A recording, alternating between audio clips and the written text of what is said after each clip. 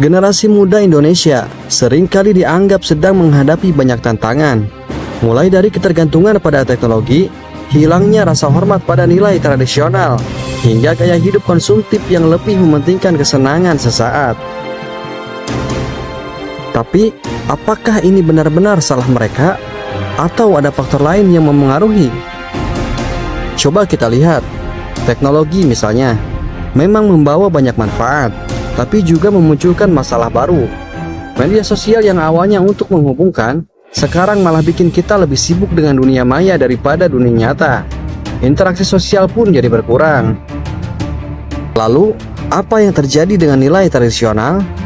Generasi muda sekarang sering dianggap terlalu individualis dan kurang menghargai budaya seperti gotong royong atau sopan santun. Padahal, mereka sebenarnya hanya sedang menyesuaikan diri dengan zaman yang berubah begitu cepat.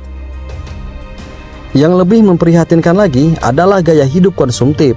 Banyak anak muda yang tergoda dengan tren di media sosial, sampai lupa pentingnya membangun masa depan. Semua ingin terlihat keren, tapi akhirnya terjebak dalam perlombaan yang nggak ada habisnya. Apakah kita bisa menyalahkan generasi muda sepenuhnya? Jangan lupa, mereka tumbuh di lingkungan yang kita bentuk. Pola asuh di rumah, sistem pendidikan, dan pengaruh lingkungan semuanya berperan besar. Kalau kita ingin mereka berubah, mungkin kita juga perlu introspeksi diri. Jadi, apa solusinya?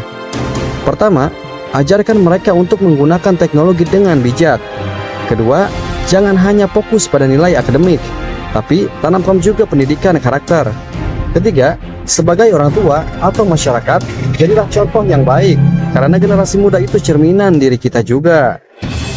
Mengkritik itu mudah, tapi memberikan solusi itulah yang membuat perubahan. Generasi muda bukanlah generasi bobrok, mereka hanya butuh bimbingan yang tepat untuk jadi lebih baik. Yuk kita mulai dari diri kita sendiri. Pada akhirnya, generasi muda bukanlah masalah yang harus disalahkan, tapi aset yang harus kita bimbing. Mereka adalah penerus bangsa, harapan masa depan kita. Kalau kita mau mereka jadi generasi yang hebat, kita juga harus memberikan lingkungan yang mendukung, bimbingan yang tepat, dan contoh yang baik. Karena perubahan besar selalu dimulai dari langkah kecil, dan langkah itu bisa kita mulai bersama. Terima kasih sudah mendengarkan. Mari kita bangun masa depan yang lebih cerah bersama-sama.